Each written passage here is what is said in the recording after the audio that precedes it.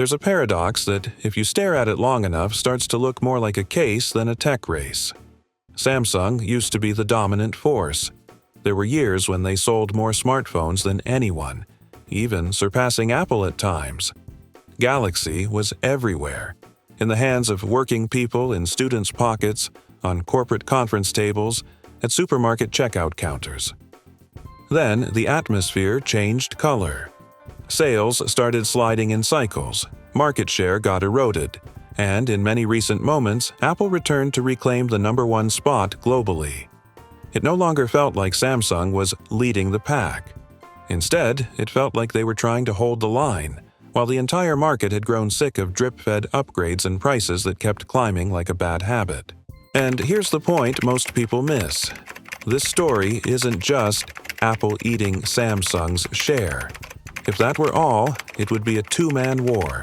Easy to tell, easy to conclude. The decline didn't only happen in Western markets where Apple has always been strong.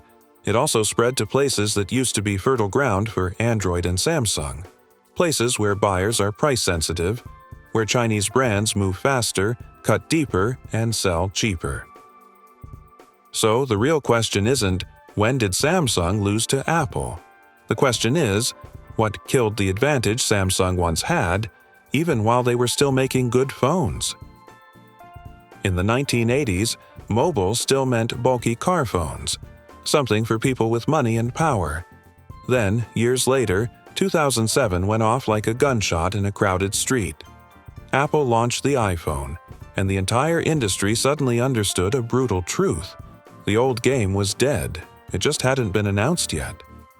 In those early chaotic days, the pioneers weren't necessarily the winners. HTC and Google made the first moves with the first Android smartphone, technologically important, but not strong enough commercially to build an empire. The market at the time was driven by something else: carriers. They went crazy for the iPhone, for exclusivity, for control over traffic and customers. AT&T became the symbol of that frenzy.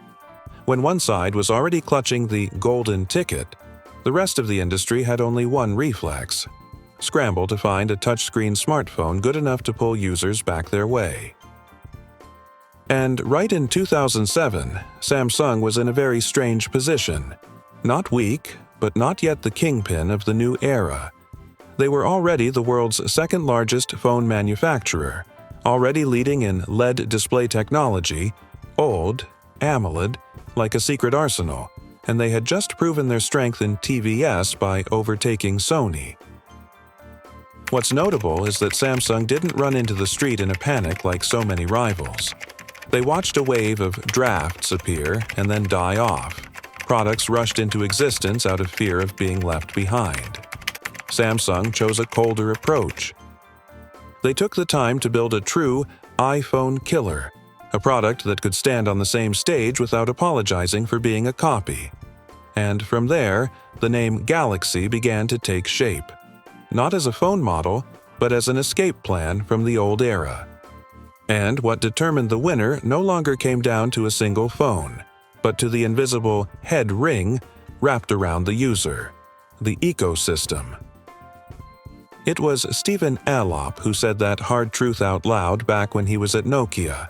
The device war had turned into a war of ecosystems, meaning hardware was only the entry point.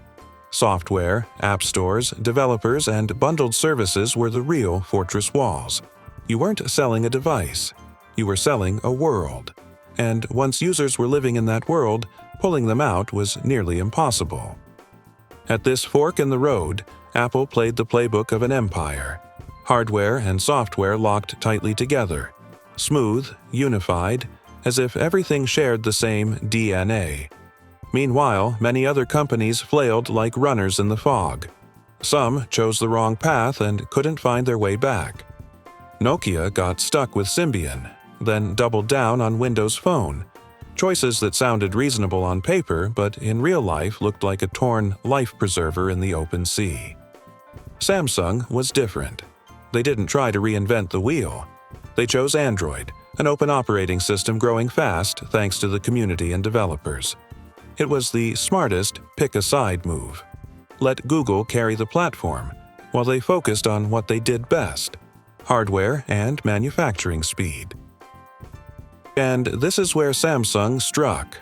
They took their advantages: displays, batteries, cameras, component supply lines, and bolted them onto Android like dropping a V8 into a chassis that already had a frame. Android at that point was no longer a fledgling project.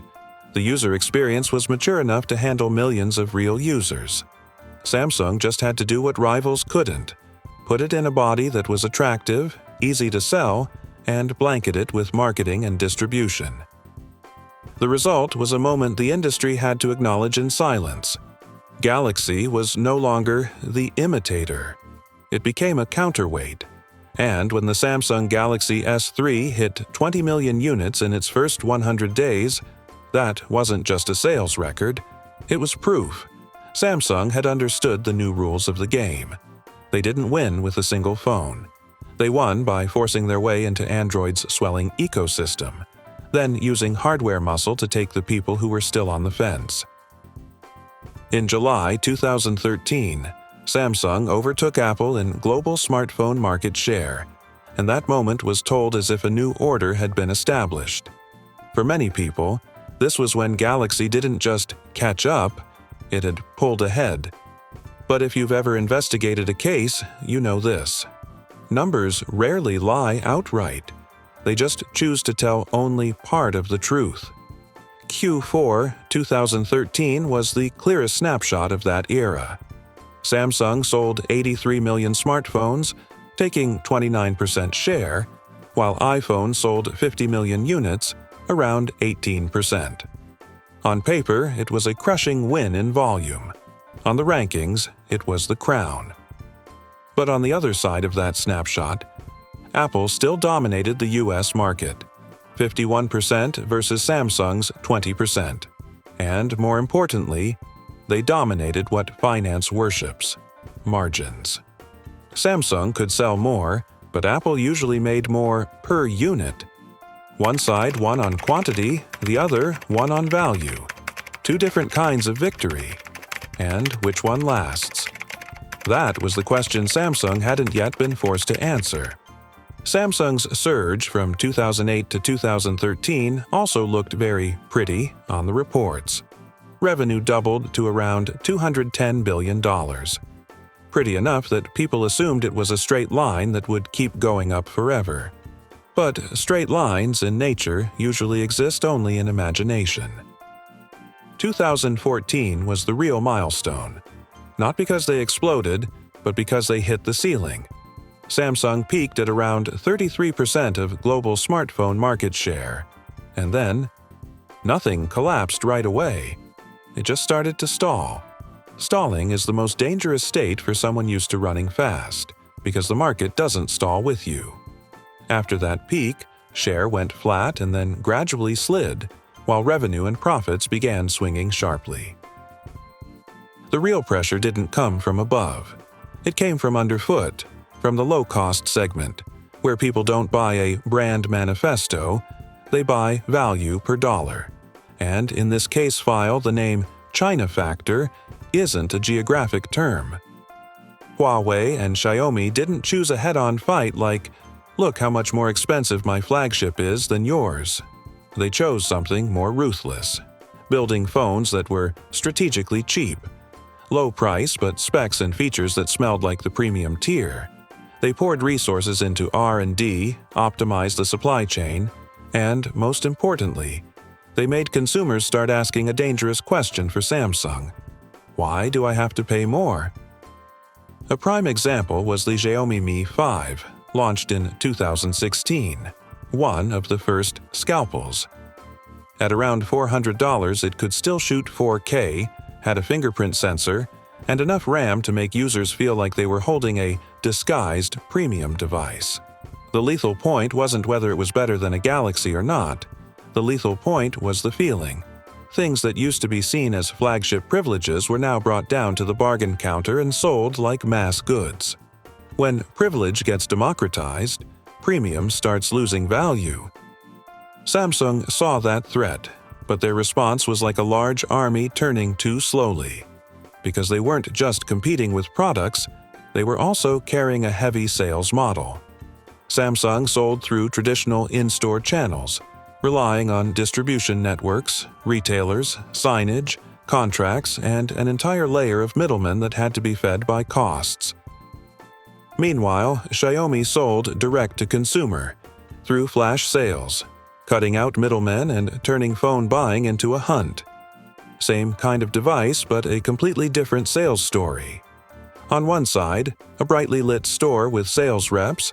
On the other, a Buy Now button and the feeling that if I don't click right now, I'll miss it. The result was that price-sensitive markets began switching sides.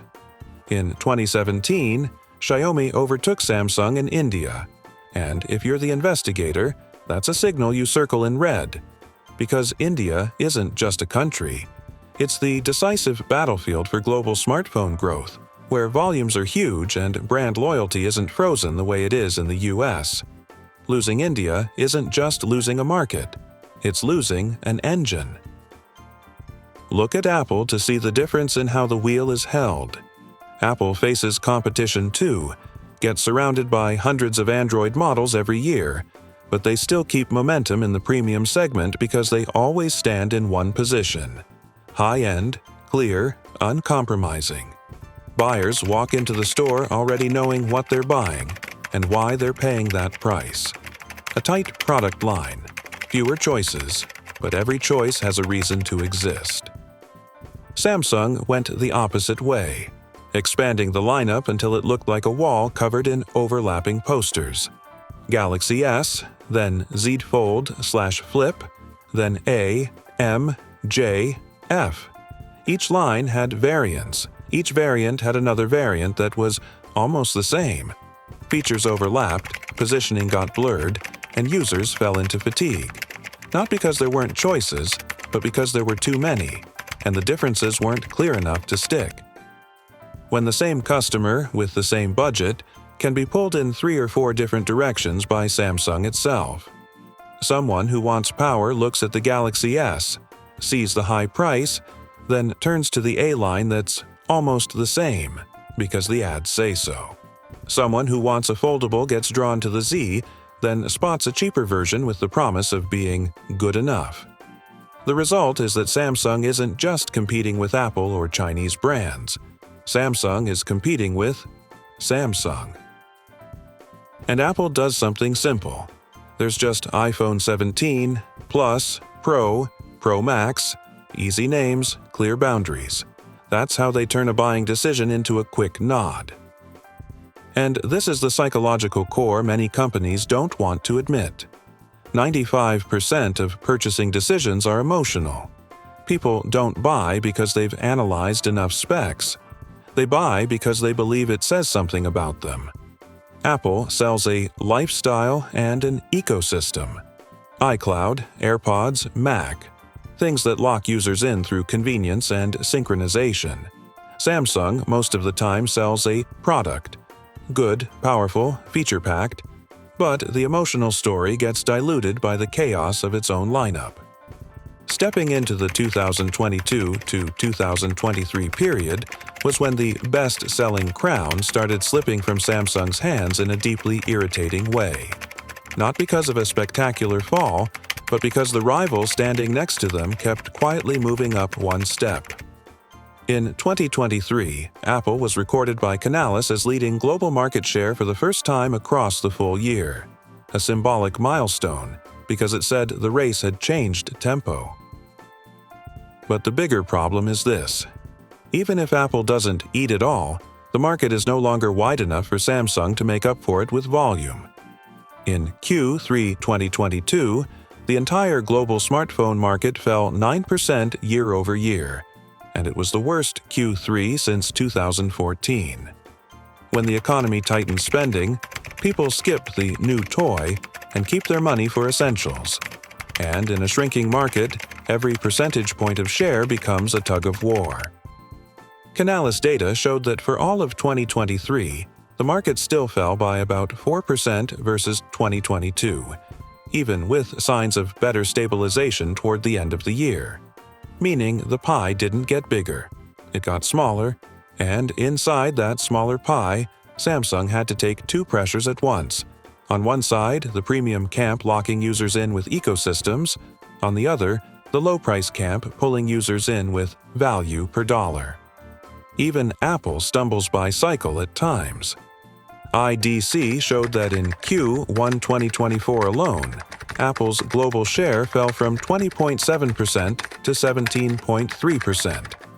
A drop big enough to remind everyone that the top is now slick as ice. And in China, the most critical battlefield, the numbers are even colder. Reports showed iPhone sales in China fell by about 18.2% during the holiday quarter in Q4 2024. At the same time, 2024 shipment data showed Apple losing its crown in China, with shipments down 17% to 42.9 million units and share down to 15%. Then a new enemy quietly appeared. No logo, no ads needed. The used phone market. IDC recorded that in 2023, the used smartphone market reached $72.9 billion, up 12.4% year over year. This is what wrecks the breathing rhythm of the new phone business because it turns upgrading into a choice that can be postponed indefinitely. A one-year-old iPhone is often still seen by users as 99% new, still smooth enough, pretty enough, stable enough, but the price is far cheaper, sometimes down to about half of a new one depending on the market and timing. Samsung Electronics is caught between two jaws. On one side, Apple in the premium segment, where they don't just sell phones, they sell the right to stay inside the ecosystem. On the other, Chinese brands in the mid-range segment, where specs are sold like wholesale goods, squeezing margins so thin that being one beat slow can cost you the entire market. And this is where the rules have changed, something many companies don't want to admit. The race is no longer how many phones can you sell. It has shifted to how many people can you keep. Once users have locked themselves into accounts, data, services, accessories, habits, they don't switch phones anymore. They just renew their life inside that ecosystem. This is what Apple does extremely well. Hardware margins can sit in the high 30% range up to around 40%, but services live in the mid-70% range. Most recently, Apple reported products gross margin at about 40.7% and services gross margin at about 76.5%. Meanwhile, Samsung gets pulled into having to run on volume. But volume is a ruthless game in a saturated market. To keep sales up, you either have to cut prices, or launch more models, or push promotions harder. And every option wears the brand down a little more. Premium is hard to win back because ecosystems have already locked people in. Mid-range is hard to hold because value keeps getting squeezed down by rivals. That's the verdict of the present. Samsung doesn't lack manufacturing capacity, doesn't lack engineering, and doesn't even lack good products. What they lack is control over the game. If they want to survive long-term, they have to shift from a strategy of pushing phones into the market to a strategy of keeping users in, turning every phone into a doorway into services, habits, and attachment, the things that create durable margins and loyalty that's hard to break. And if they don't, the story will keep following the same trajectory as empires that once thought they were immortal, caught in the middle, worn down from both sides, and slowly disappearing into the silence of quarterly reports. If you want more case files like this, peeling apart every decision, every act of greed that killed a brand, hit subscribe to the channel so you can get the newest video as soon as it drops. And before you go, like and leave a comment. Do you think Samsung still has a way to flip the script, or are they already trapped to death between Apple and the Chinese brands? Also tell me which company you want me to investigate next. See you next time.